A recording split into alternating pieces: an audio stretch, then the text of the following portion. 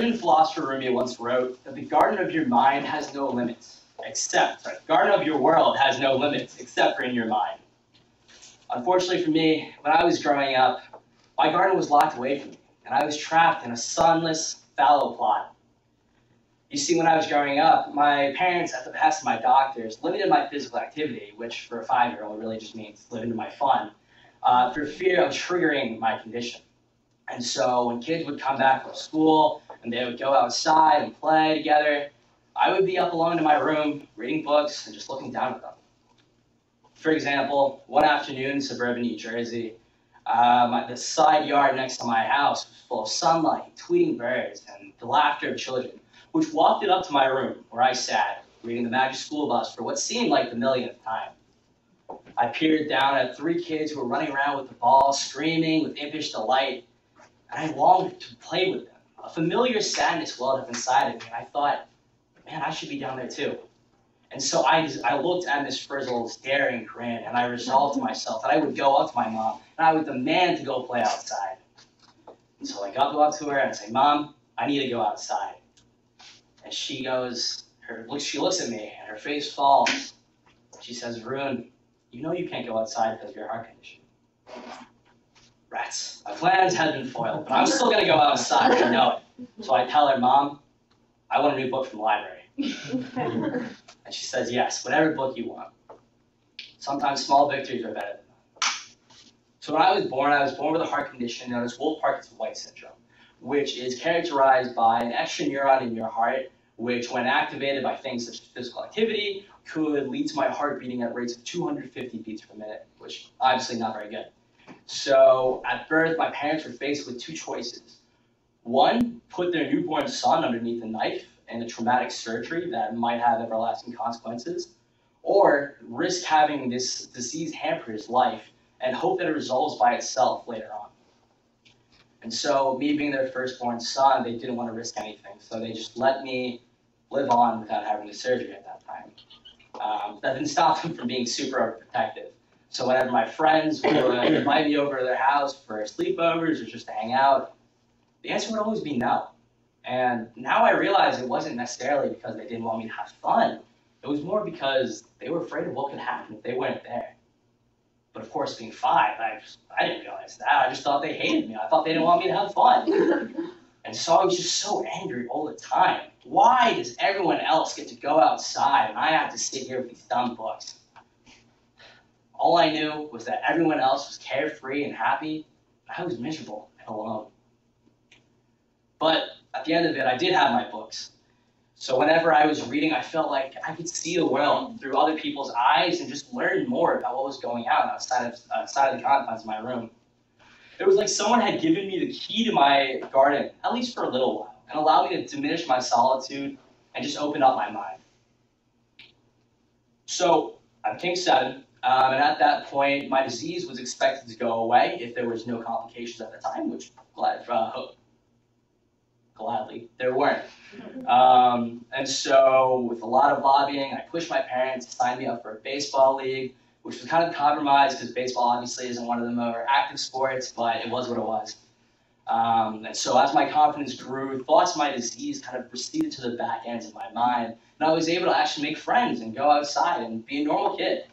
I remember I was running around a lot of summer nights in New Jersey, chasing after lightning bugs, trying to catch them in our hands. My favorite thing would always be catching them and feeling them kind of tickle my hands as I flitted around trying to get out. I always really wanted to make one of those night lights where you take the lightning bugs and you put them in a jar, but my parents would never let me. Now, I'm guessing it's probably because they saw the cruel irony of someone who used to be a prisoner now become a jailer. So one spring afternoon in 4th grade, I had just come back from PE. We played an hour of dodgeball. I killed it.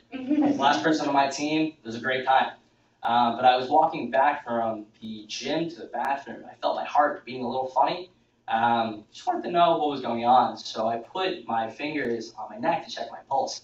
And immediately, my vision went down to a pinhole. Dancing colors filled everything that I saw. My breathing got very laborious. I started stumbling around, reaching for something to hold me up and give me balance. But eventually I just collapsed to the floor and I blacked out. I come to for a little bit in the nurse's office. breathing is hellish and shallow. Every breath hurts more than the last. My heart's beating rapidly, feeling like a fish trying to get out of its cage and flop out onto the ground. I try to get up and say something to the adults who are flitting around the room, screaming into random telephones, but as I do so, I just don't have the energy, and I collapse back and black out again. I finally come to for the final time in the nurse's office, when even though my heart is beating strong and steady, my clothes are drenched in sweat, my lungs are heaving, as if I was the youngest person to ever win the marathon. My parents are looking down at me with a face of anguish, and all I can think about is how terrible it's going to be, that I'm going to have to go back into my room, and all the progress that I've made making friends and just being a normal kid is going to be lost. At the grizzled age of 10, I knew that I had to have a change in my life.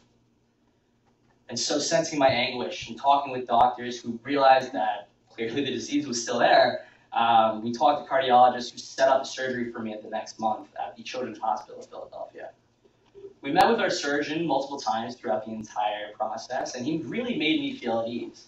After all, explaining to a fourth grader that he's about to have major invasive surgery is no simple thing. The way he explained it was kind of like the game of Operation, where he would take two catheters and snake them up my femoral artery and into my heart, and then zap away this superfluous pathway that was the root of all my problems. So the day came finally where I was going in for surgery. And so I was in my bed, I had my gown on, and the nurse gave me this vial of clear liquid that was kind of sweet smelling. And I look over at my parents, and they're clearly very worried, anguished faces. And even though their anxiety was palpable, it really wasn't contagious. To me, I knew this had to go right. I mean, after all, it has to. This is the only thing I've ever known, and I needed to shed this weight in order to become a normal kid.